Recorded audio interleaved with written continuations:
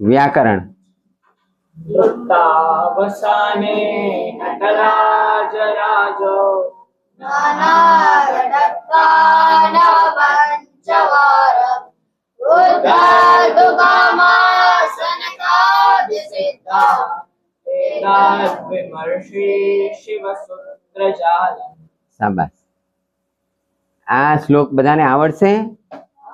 નવા લોકોને બોલો છો તમે સાથે? શીખી લેજો હો। દરરોજ એક એક શ્લોક આ શીખવાડ દો। આપણે જે રામાયણનો છે, મહાભારતનો છે, વ્યાકરણનો છે, એક લેસનમાં દઈ દો કે આ મોઢે કરે એક શ્લોક ગીતાનો પ્લસ એક આ। આજે કયો વ્યાકરણ વાળો આ જે શ્લોક છે ને એ આજે ગીતાના શ્લોકની સાથે મોઢે બોલવાનો સાંજે। હા બધાએ ના આવડે તે કેમ ના આવડે ભાઈ? નવા લોકોને પણ હવે તો આવડી જ જાય બેટા। હવે નવા છે એ ધીમે ધીમે હવે આ ચોથો છોડી છે એટલે હવે જૂના થઈ ગયા ને। હા કરવાનું ના આવડે એવું આપણે અહીંયા બોલવાનું। સાયકોલોજી માનસ શાસ્ત્ર એવું કે છે કે તમે જેવું વિચારો એવું થાય। તમે પહેલેથી જેવું વિચારો કે નહીં આવડે તો ના આવડે, પહેલેથી એમ વિચારો કે આવડશે તો આવડી જાય। એટલે હંમેશા સકારાત્મક વિચારવાનું, નકારાત્મક નહીં વિચારવાનું। જેવું બોલો એવું થાય। બાઇબલમાં લખ્યું છે કે શોધો તો મળશે, માગો તો મળશે, શોધો તો જડશે, એવું લખ્યું છે બાઇબલમાં। એટલે તમે જેવું ઈચ્છશો એવું થશે। ભગવાન તમને મદદ કરશે। તમે શા માટે પહેલેથી એવું નકારાત્મક વિચારવાનું? પ્રયત્ન કરવાનો, થઈ જ જાય। અને જેટલા બાળકો નાના હશે ને એ જલ્દી મોટે કરી શકશે। હીરકભાઈ હા ચલો હાથમાં કશું જોઈએ નહીં બેટા, હાથ ખાલી જોઈએ। હો નૃત્યાવસાને નટરાજ રાજો, આ કહ્યું હતું ને આપણે પેલા જે સૃષ્ટિનો પ્રલય થાય ત્યારે શંકર ભગવાન તાંડવ નૃત્ય કરે અને નૃત્ય પૂરું થયું। નૃત્યાવસાને નૃત્યનું અવસાન એટલે નૃત્ય પૂરું થયું પછી નટરાજ રાજ તાંડવ નૃત્ય કર્યું પછી વગાડ્યું। શું વગાડ્યું? ડમરું। એને સંસ્કૃતમાં કહે છે ઢક્કા। નનાદ ઢક્કા નવ પંચવારમ। ઢક્કાનો નનાદ એટલે અવાજ કર્યો। કેટલી વાર? નવ પંચવારમ, 9 5 14 વાર આમ વગાડ્યું એટલે એમાંથી અવાજ નીકળ્યા। એ અવાજમાંથી નંદીએ સાંભળ્યા અને એમાંથી સૂત્રો બનાવ્યા 14। એટલે શિવજીના એમાંથી આ 14 સૂત્રો બોલ્યા શિવજીના ડમરૂમાંથી। એટલે એ સૂત્રનું નામ પડ્યું માહેશ્વર સૂત્ર અથવા શિવ સૂત્ર। નામ એટલા માટે પડ્યું।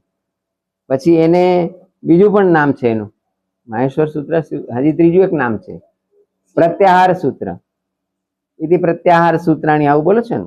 એટલે આ 14 સૂત્રોમાંથી જુદા જુદા પ્રત્યાહાર બનાવ્યા। हाँ गाइस लिसन, इधर ध्यान दो। 14 सूत्रोમાંથી જુદા જુદા પ્રત્યાહાર બનાવ્યા। 14 સૂત્રો કેવા છે? લગભગ જૂના લોકો છે એને બધાને આવડે છે, નવા લોકો શીખી લેશે બરાબર। ચાલો એક જણ બોલાવો, પાછળ બીજા બોલશે। કાવ્યાબેન બોલાવો, બોલો।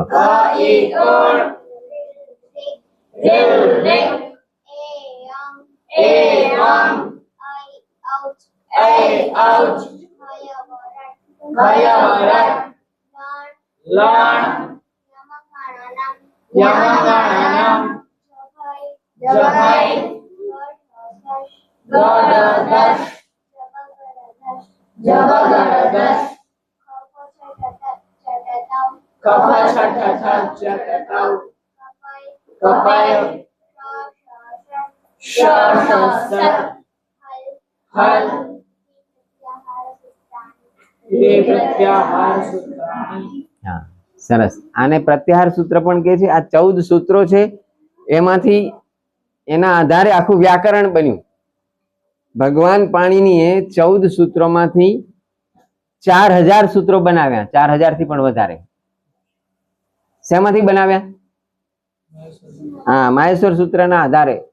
અને 4000 સૂત્રોમાં આખું વ્યાકરણ આવી ગયું. વ્યાકરણ એટલે શું? આપણે જે બોલીએ છીએ એમાં વ્યાકરણ લાગુ પડે. તમને આ બધા એવું કે છે કે આ વ્યાકરણ ના લો, અઘરું પડે છે. અઘરું કશું નથી. તમે રોજ જે બોલો છો એમાં વ્યાકરણ હોય જ છે. કેવી રીતે? જો એક ઉદાહરણ આપું. તમે દાખલા તરીકે જમવા બેઠા છો, ખાવા બેઠા છો, તો હું તમને પૂછું કે તમે શું કરો છો, તમે શું કહેશો? શું કહેશો? ખાઉં છું એમ કહેશો ને? જમું છું એમ કહેશો? બરાબર. હું ખાતો તો એવું કહેશો? અથવા હું ખાઈશ એવું કહેશો? કાળ કેટલા હોય? 3. કયા કયા? હા તો આમાં એટલી તો ખબર પડે ને કે અત્યારે ચાલુમાં હોય એ બધું વર્તમાન કાળમાં આવે, ભવિષ્યમાં હોય તો ભવિષ્યકાળ, પૂરું થઈ ગયું હોય તો ભૂતકાળ. આવી તો ખબર પડે કે નહીં? આ બધું શેમાંથી આવ્યું? આવું બધું શેમાં લખેલું છે? આ વ્યાકરણમાં લખેલું છે. એટલે તમે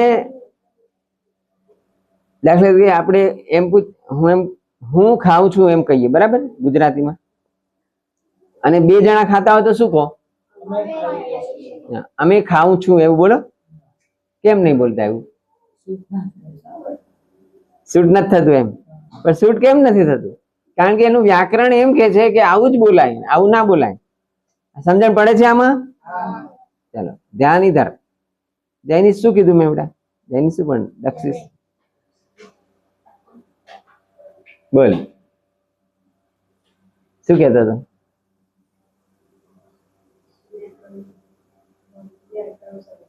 હા, સમજણ પડે છે? હું બોલું છું, વાત કરું છું, એમ સમજણ પડે છે? ના સમજણ પડે હાથ ઊંચો કરવાનો વચ્ચે. હો, કેટલા મેં કીધું એમાં ના સમજણ પડી, હાથ ઊંચો કરો છે. બોલ. અચ્છા, ના સમજણ પડી. અચ્છા, ત્રીજા ચોથા વાળા હાથ ઊંચો કરવાની જરૂર નથી, એને બની શકે ના સમજણ પડે. બોલો જયરાજસિંહ, સમજણ ના પડી? શું સમજણ ના પડી? ચલો પૂછો. તમે કીધું ને કે આપણે બોલીએ છે.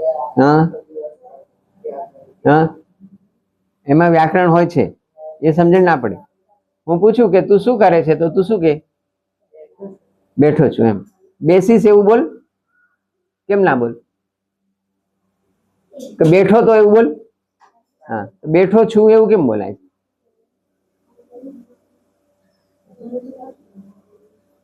પેલામાં પણ બેસવાની જ વાત છે ને. બેસીશ એ બેસવાની જ વાત છે કે નહીં? અને બેઠો તો એ પણ બેસવાની જ વાત છે ને, કે ઉભા થવાની વાત છે? બેસવાની જ વાત છે. બેઠો છું એવું કેમ કહેવાય? બેસીશ એવું કેમ ના કહેવાય? અને બેઠો તો એવું કેમ ના કહેવાય? એને વ્યાકરણ કહેવાય. વ્યાકરણના નિયમો છે આ બધા. એના પ્રમાણે જ આપણે બોલીએ છીએ, પણ આપણને ખબર નથી કે એ નિયમો આપણે પાળીએ છીએ. એ નિયમો બધા વ્યાકરણમાં લખેલા છે, એનો આપણે અભ્યાસ કરીએ છીએ. Okay, got it? ઇતિ.